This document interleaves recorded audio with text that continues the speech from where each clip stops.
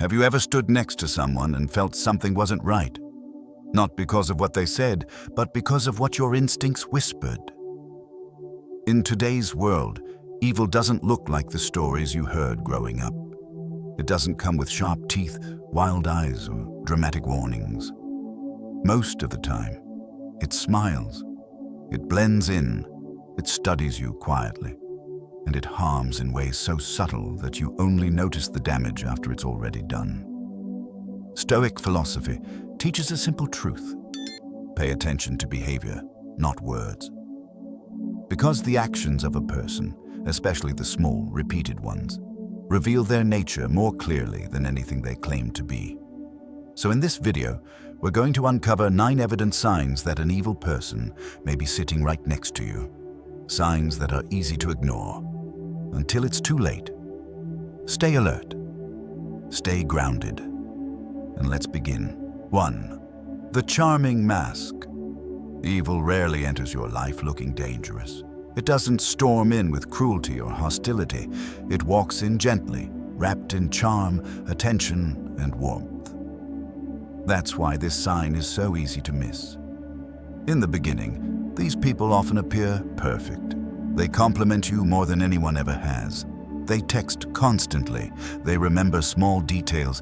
They make you feel seen, valued, even special. But here's the truth. It's not affection. It's a strategy. This phase is called love bombing, a psychological move meant to lower your guard quickly. They want your trust before you have time to notice the cracks in their character. And if you look closely, you'll see the pattern. The attention is intense but fast. The connection feels deep but unearned, and the kindness appears generous but somehow unnatural. Stoic philosophy teaches us to pay attention to repetition, not performance. Marcus Aurelius wrote that a person's true nature is revealed through their consistent choices, not their dramatic gestures. And that's exactly what this charm mask hides. A lack of consistency. Watch for the shift. Because once they believe they have you, the charm fades. The warmth disappears, and the real personality steps forward. Cold, controlling, or manipulative. The mask wasn't kindness, it was bait. So the Stoic approach is simple. Slow down. Don't match their speed. Don't mirror their intensity. Never confuse fast intimacy with genuine character. If something feels too perfect too soon, it's not a miracle. It's a mask. 2. Emotional coldness. One of the clearest signs of an evil-hearted person is not how they act when things are easy, but how they respond when you're vulnerable. A good person may not always know what to say, but they try to understand. An evil person doesn't even try.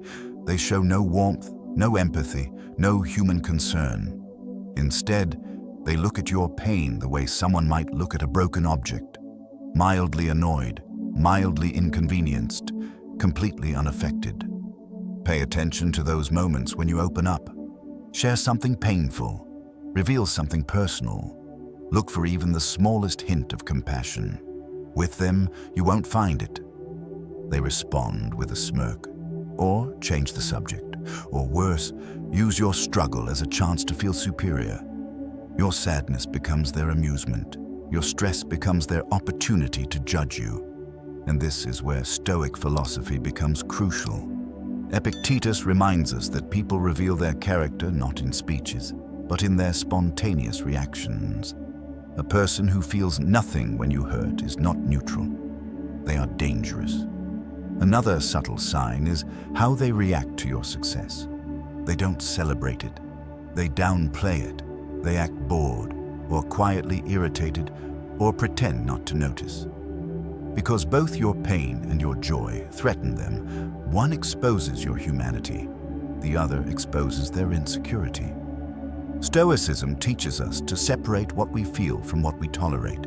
And you must not tolerate emotional emptiness disguised as just their personality. Consistency matters. If they repeatedly show coldness when you need support, that isn't a trait. It's a warning. A person who refuses to feel with you will never stand with you. Walk carefully around those who treat your emotions as inconveniences. 3. The isolation strategy. An evil person never wants you to be strong, never wants you to support, never wants you surrounded by people who truly care about you. Because isolation is their favorite weapon. It weakens you quietly, steadily, and without resistance. This tactic begins subtly. They make small comments about your friends, little jabs about your family, soft suggestions like, "They don't understand you as I do. You're different from them. You're better off without those people." At first, it sounds protective. Later, it becomes controlling. They want to be the only voice you listen to, the only influence in your world, the only anchor you reach for when life gets hard. Because the more alone you are, the easier you are to manipulate. Stoic philosophy warns against giving any single person too much control over your emotional landscape. Marcus Aurelius wrote that the mind needs clarity, and clarity is impossible when another person shapes your perceptions for their own benefit. Watch for the signs. You start texting your best friend less.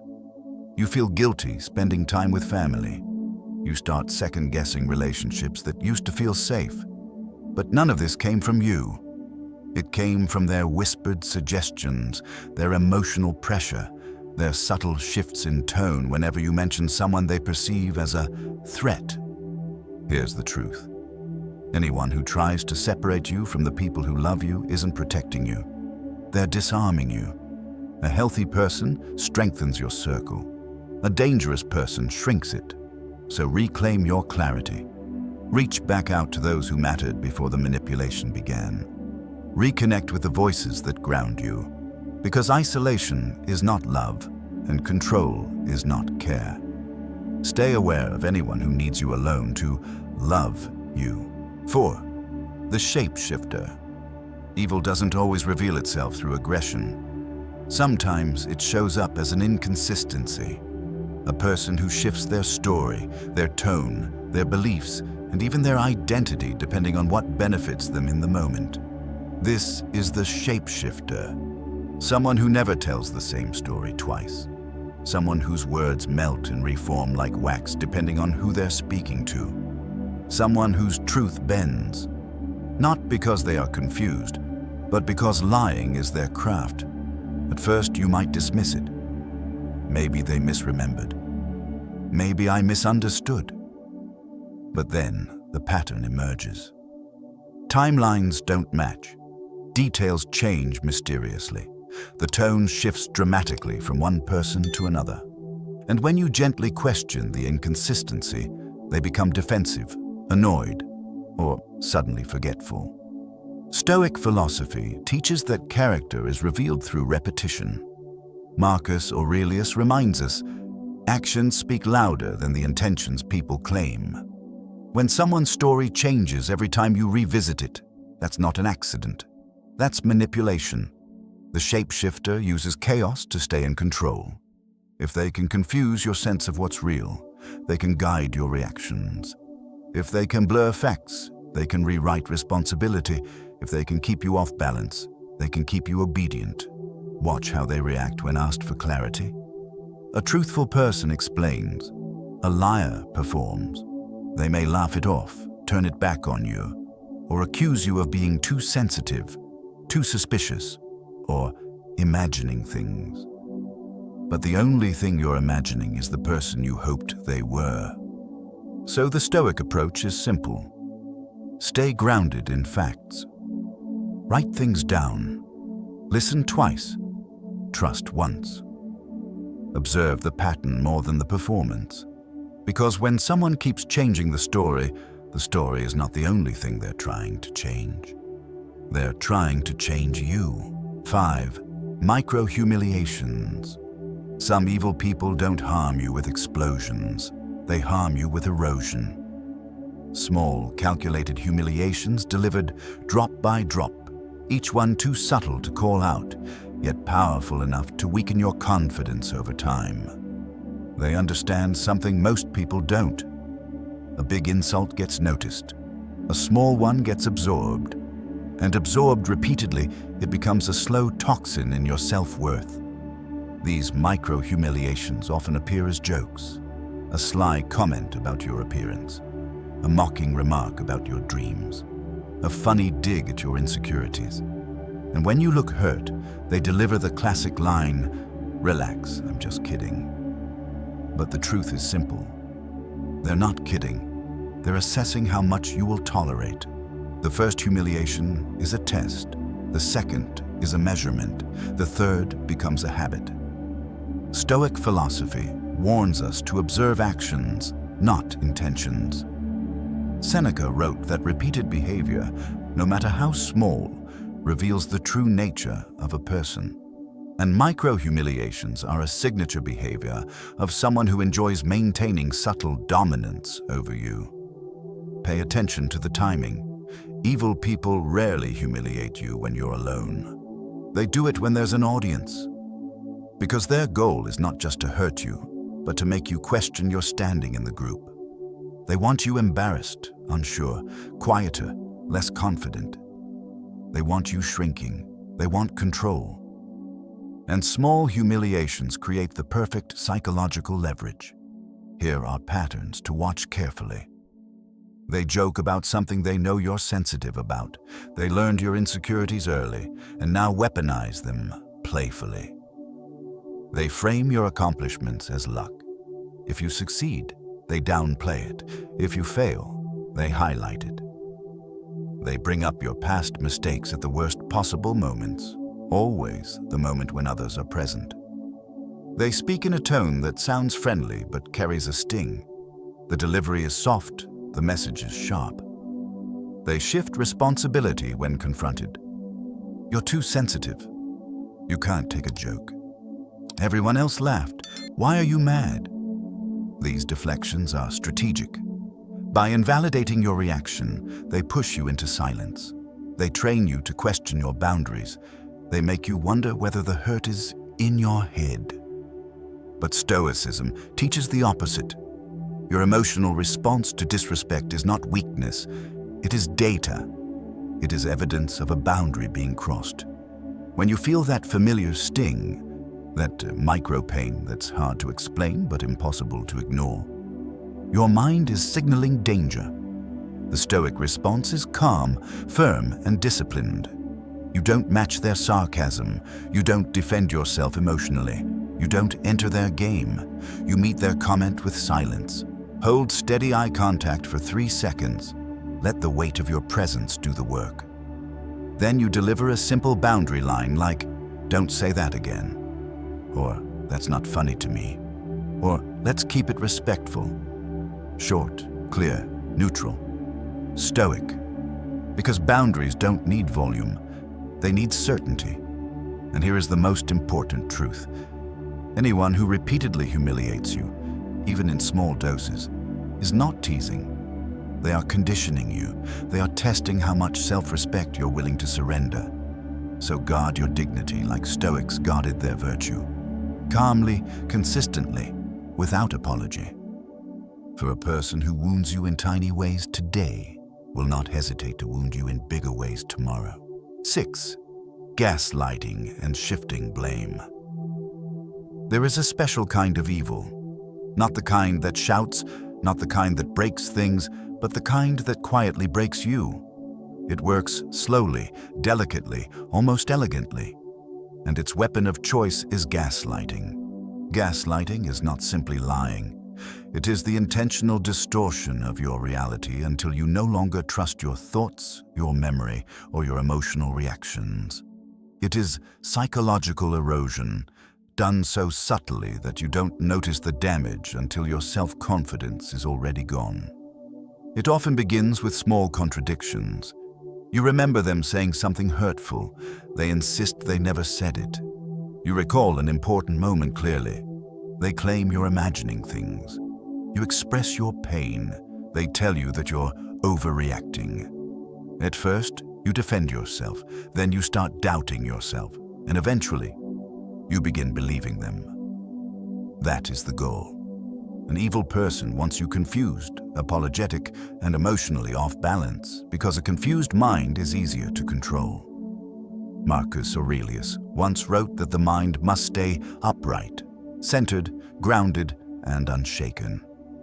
Gaslighting exists to push that mind off its center, but this tactic doesn't work alone. It always comes paired with another: shifting blame. When something goes wrong, they don't take responsibility. They twist the narrative until every road leads back to you. They ignore their own actions, magnify your smallest mistake, and turn the consequences of their behavior into an indictment of your character. You bring up a problem, they blame your tone. You ask for clarity, they blame your memory. You speak up, they blame your sensitivity. No matter the situation, somehow you end up apologizing. And the worst part, the more you apologize, the more power they gain. Stoic philosophy provides one of the strongest antidotes to these manipulations, separating facts from interpretations. Epictetus taught that suffering comes not from events themselves, but from the stories we attach to them. Gaslighters weaponize this truth by trying to control the story you tell yourself. So your job is to reclaim the narrative. Start by grounding yourself in objective reality. Write things down, literally. A journal is a shield. When they try to rewrite history, you have proof of what actually happened. Not to argue with them, but to protect your clarity. Use the Stoic 3-line method whenever you feel trapped in doubt. What happened? Describe only observable facts, not emotions or interpretations. What did I feel? Name the emotion without judging it. What is true? Anchor yourself in facts, not in their version of reality. Over time, you'll notice something powerful. Their manipulation only works when your mind is unguarded. Once you stand firm in truth, their influence weakens. It is also essential to recognize one core pattern. A gaslighter never sees themselves as wrong. They never apologize sincerely. They never examine their role in the damage they cause. Because accepting responsibility would destroy the illusion of superiority they depend on. So you must protect yourself not by convincing them to change, but by changing how much access they have to you. Limit emotional exposure. Avoid arguments designed to confuse you. Keep your responses short, calm, and factual. Step away from conversations when they become circular or manipulative. Remember, walking away is not losing. It is refusing to participate in distortion. The Stoic mindset is simple. You guard your perception like a fortress. No one has the right to twist your reality, rewrite your memories, or replace your truth with their manipulation.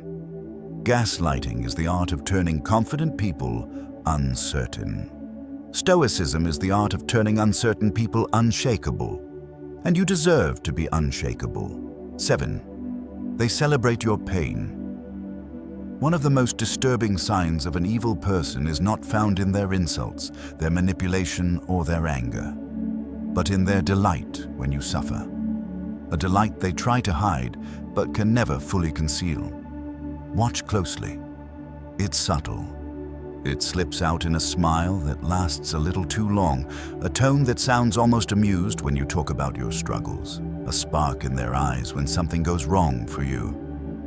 They might say, "I'm sorry that happened," but their body language whispers something else entirely. Good. This is not normal human behavior.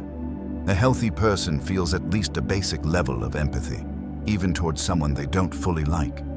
But an evil person, someone whose heart has been twisted by resentment, insecurity, or malice, feels a dark satisfaction when life hits you hard. Why? Because your pain gives them something they crave: comparison. When you struggle, they feel superior. When you fall, they feel elevated. Your setbacks become their comfort. Your wounds become their entertainment. Your challenges become the proof they needed to believe they were better than you all along. This is the psychology of envy and inferiority intertwining to create cruelty. Stoic philosophy explains this clearly. Epictetus teaches that people act from the state of their soul, and a corrupted soul cannot celebrate goodness, cannot feel joy for others, cannot admire success without feeling threatened. To such a person, your happiness is an attack, and your pain is a blessing. Look at how they behave during your different seasons. When you are doing well, they become distant, irritable, quietly competitive. They change the subject when you share good news. They downplay your progress. It's not a big deal. Anyone could do that. You just got lucky. It bothers them because your growth exposes their stagnation. But when you're struggling, suddenly they're attentive, present, interested, but not out of care, out of satisfaction. You can feel the shift in energy. They lean in, ask just a little too many questions, and act just a little too comfortable in your discomfort.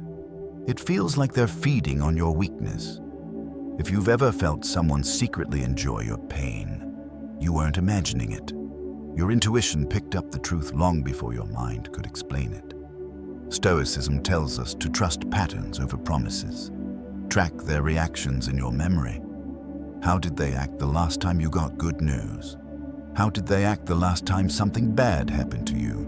Which version of you makes them more affectionate, available, or interested? Their preference reveals their nature. A good person supports you in both highs and lows. A selfish person supports you only when it benefits them. But an evil person supports you only when you are suffering, because your suffering validates their own darkness. So how do you deal with such a person? First, reduce emotional access. They should not be the ones who know your struggles. They should not be the ones who hear your fears or disappointments. Your vulnerability is sacred. Don't hand it to someone who weaponizes it. Second, protect your joy. Don't share good news with those who resent it. Guard your triumphs like you guard your peace. Third, detach from their reactions. Whether they celebrate or sabotage you, their feelings are not your responsibility. You don't live for their approval, nor do you crumble under their quiet cruelty. And finally, remember this Stoic truth. A person who smiles at your pain will eventually try to cause it. Keep your distance, observe their energy, and never forget, anyone who feeds on your suffering is not a friend, not an ally, not someone who deserves a seat anywhere near your life. 8. Rage when exposed. There is a moment when every mask begins to crack. A moment when the performance slips, when the lies tangle, when the manipulation stops working, and the truth edges its way into the open. And when that happens, an evil person doesn't apologize, doesn't reflect, doesn't take responsibility. No, they erupt. Their rage isn't ordinary anger. It's panic mixed with entitlement, fear mixed with arrogance, a violent emotional reaction triggered by one thing: being seen. Because the worst thing you can do to an evil person is hold up a mirror. Even the smallest confrontation, a calm question, a request for clarity, a simple statement like, "That's not true," can trigger an explosion. You will see a sudden, uncontrollable shift. The eyes narrow, the posture stiffens, the voice rises, and the energy in the room darkens. This is when their true nature surfaces. They scream, they accuse, they twist your words, they drag in unrelated issues, they cry, threaten, or guilt-trip you. They may even attempt to flip the entire confrontation back onto you, turning your truth into their proof that you're the problem. This emotional chaos isn't random. It's a deliberate tactic, a psychological smoke screen. If they can overwhelm you with emotion, they don't have to face accountability. If they can make you feel guilty or scared, they don't have to explain themselves. If they can destabilize you, they don't have to confront the truth. Stoic philosophy prepares us for this moment. Marcus Aurelius writes that you cannot control the storms inside another person. You can only stand firm within your own mind. And standing firm is exactly what an evil person cannot handle. Because calm truth threatens their identity. Pressure reveals their weakness. Accountability exposes their manipulation. Notice how they respond when you stay composed. The calmer you are, the more furious they become. Your composure is proof that you see through them, and they cannot tolerate being powerless or in front of someone who understands the game. Their rage may take many forms. Explosive anger, yelling, slamming doors, pacing, pointing, attacking your character. This is meant to intimidate you into silence. Emotional breakdown, sudden tears, or self-victimization. You're hurting me. You're attacking me. This is manipulation disguised as vulnerability. Deflection, changing the subject, bringing up your past mistakes or twisting minor issues into major problems. It's a tactic to shift attention away from their wrongdoing. Counterattack. Instead of addressing the truth, they attack your personality, your habits, or your character. They want to make you feel small enough to retreat. Through all of this, Stoicism offers one clear instruction. Do not be pulled into their storm. Your strength lies in staying grounded. Speak your truth calmly. Once. Do not debate, defend, justify, or explain endlessly. That only feeds the chaos. If they try to escalate, you disengage. You step back. You end the conversation. You protect your peace, because their rage is not your responsibility. The Stoic response is simple. State the fact. Set the boundary. Walk away, because here's the truth. When someone reacts with extreme anger to a simple truth, the anger isn't about the truth. It's about the exposure. You saw the part of them they never wanted revealed, and the people who fear being exposed will always try to destroy the witness. So remember this.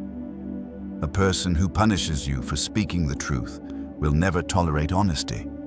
And anyone who cannot handle accountability is someone you must protect yourself from. Distance is not cruelty. Distance is wisdom. And sometimes distance is survival. Evil is not always loud. It's not always violent. Most of the time it moves quietly, through subtle patterns, repeated behaviors, and small decisions that reveal a dark intention behind a calm expression. And now you've seen the 9 clearest signs. The charm that comes too fast, the coldness when you're vulnerable, the attempts to isolate you, the shifting stories, the small humiliations, the gaslighting, the hidden joy in your pain, the explosive rage when confronted, and the complete refusal to take responsibility. Taken alone, any one of these can be ignored, but together they form a pattern you cannot overlook. Stoic philosophy teaches that you cannot control who people truly are, but you can control what you tolerate, where you place your energy, and which doors you leave open in your life. Your peace is your responsibility. Your clarity is your shield. Your boundaries are your armor. So if you recognize these signs in someone close to you, don't blame yourself for not seeing it earlier. Evil hides well, but once you see the pattern, you cannot unsee it, and once you reclaim awareness, you reclaim power. Step back, detach when needed. Protect your inner world with the discipline of a Stoic warrior. If any part of this video opened your eyes, comment, "I see the signs." And remember, awareness is the first form of self-defense, and you deserve to live with peace, strength, and clarity.